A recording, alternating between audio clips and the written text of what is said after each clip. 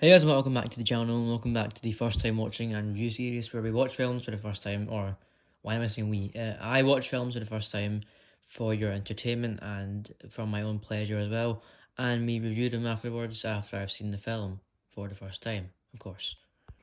As you can tell and know by the title of today's video is going to be Gladiator, first time watching and review.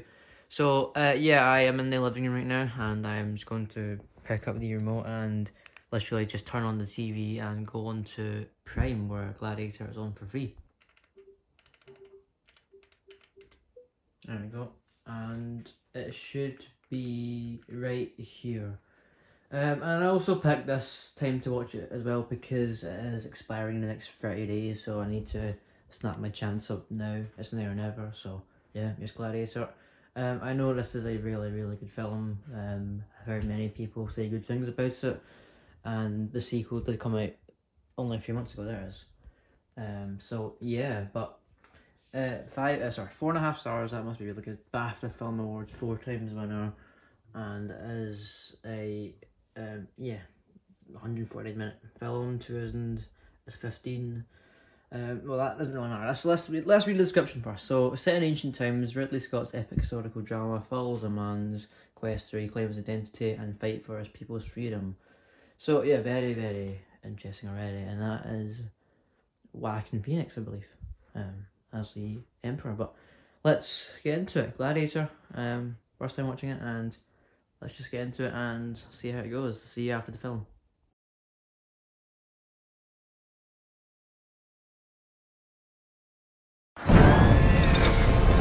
At my signal, unleash hell.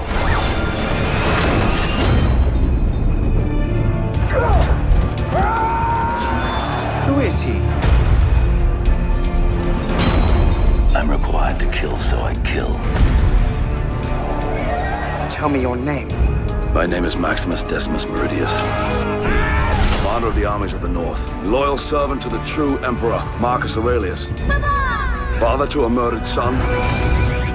Husband to a murdered wife. And I will have my vengeance. In this life or the next. Win the crown. And you'll win your freedom. Are you not entertained? Today I saw a slave become more powerful than the Emperor of Rome.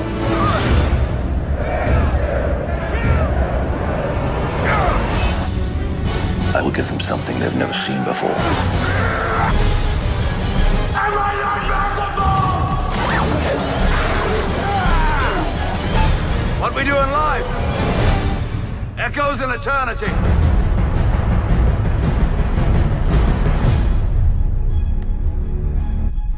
So I've just got done watching Gladiator, and this film is a great, great film. That's really all I'm thinking of at the moment. I can't really describe it other than being a great film. It is a film packed with emotion, tension and action, and it does have a very, very strong plotline and centre to it. So let's get into the positives of this film. The acting by every one of these actors in this film is superb and incredible. Russell Crowe as Maximus is absolutely amazing. He is a great actor, actually.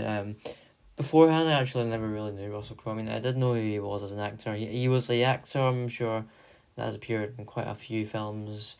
But the only one I've actually watched that he's in prior to this was, I'm kind of embarrassed to say it, but For Love and Thunder, when he was playing Zeus. So that's the only other film I've seen him play beforehand to this film, but now I can say I've seen two.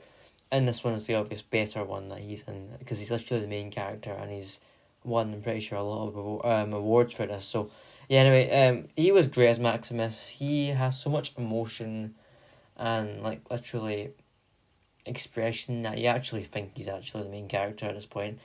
It's weird to say, but it's actually quite true. I really enjoyed his performance as Maximus, and I actually was wondering throughout the film, I actually kind of like History. History is one of my favourite subjects, but I was actually wondering if Maximus was a real person, so I looked him up after the film. Turns out he isn't, but he's based off several figures in real life, so the one I managed to find that closest resembled Maximus was this guy, and do ignore my, be aware of my horrible pronunciation. I think his name's Narcissus. It's not Narcissus, but Narcissus. I don't know, I can't say it, but this guy was a Roman athlete that killed the Emperor, or the Emperor Commodus, who we'll get to in a minute. Yeah, so that's the closest person in real life I could find that resembles Maximus. Maximus is honestly a sad character. He's lost everything. He's lost his wife, he's lost his kid, and now he's forced to fight against other gladiators by a emperor that he doesn't actually want to serve. This emperor is a douchebag. He is an idiot. Joaquin Phoenix as Emperor Commodus. I'm pretty sure. Honestly, these Roman names are kind of a tongue twister for me. I can't really pronounce them right, so ignore my horrible pronunciation of these Roman names, because these are terrible pronunciation for me. But anyway, yeah, Commodus, who is played by Joaquin Phoenix, who is a great actor. I love him. He's played many lovable roles such as Joker, is in this film, and he is basically essentially the main protagonist. Really enjoyed his acting in this film, and as a actual real historical figure, I think he did a good job. I'm sure this historical figure wasn't as twisted in real life. He was just made to be more twisted for the film, but it's still a great performance from Joaquin Phoenix, honestly. Like, he is a very selfish character, but I like that. So yeah, he was great. And also there's Lucilla, who is his older sibling, his older sister, who is actually also a real historical figure. You can see the image on screen right now. Yes, these Roman figures all have these weird, like the Roman statue, like the design where it's always just like their face, and then their upper body and no arms, no legs, like on top of a pillar. That's like the classic Roman statue design. That's how I kind of recognize the designs of these statues. Usually, all of them have that type of design. Yeah, played by Connie Nielsen, who is a Danish actress who I've never heard of before, but she is great. And it turns out she's actually in the sequel Gladiator 2 that was released only last year, which I might actually check out now I haven't seen this film. Yeah, she's really good actually as well. And she's definitely the more wiser, more full of common sense one out of the siblings. Commodus is stubborn and stupid and selfish. He doesn't really think about others other than himself, hence why he killed his father for the throne to be the next emperor of Rome. And getting on to the father, actually, speaking of the father, we have Emperor Marcus. I can't pronounce these names, but Marcus Aurelius. I actually can't really pronounce these. I'm sorry, but he is the father of Commodus and Lucilla, the elderly emperor of Rome at the beginning of the film, who was murdered by Commodus.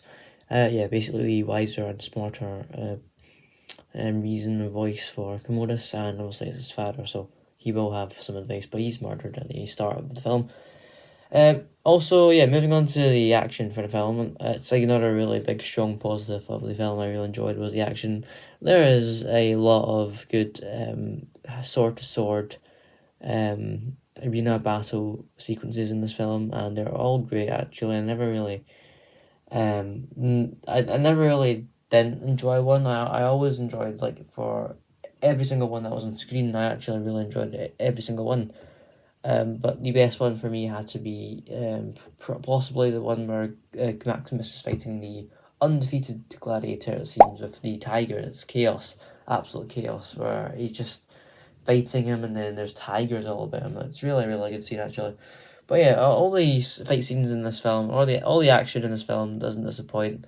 And for obviously it meant to be set in ancient Rome, it's much different. It's literally just blades and yourself, your body. There's no guns, there's no bombs, there's no explosions. It's literally just simplicity. It's literally only your sword or fist to fist combat. Like, that was really that really was what it was like back then. So I kind of liked how they handled that.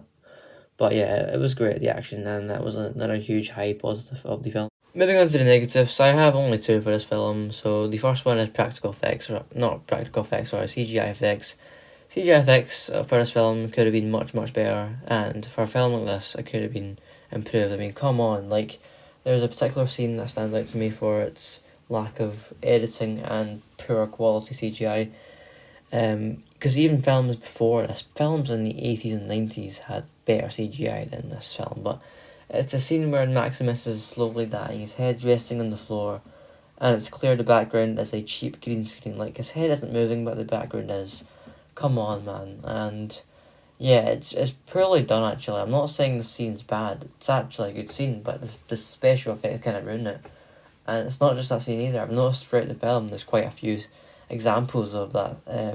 Or not the... Well, yeah, poor examples of CGI, basically, what I'm trying to say. So, yeah, the effects could have been much, much improved. For a film like this as well, I was surprised to see the effects weren't that great. And I'm sure I would have had a higher budget. So, yeah, it could have been improved easily and fixed. And then the last negative I have is the fact that the endings to me seemed quite rushed.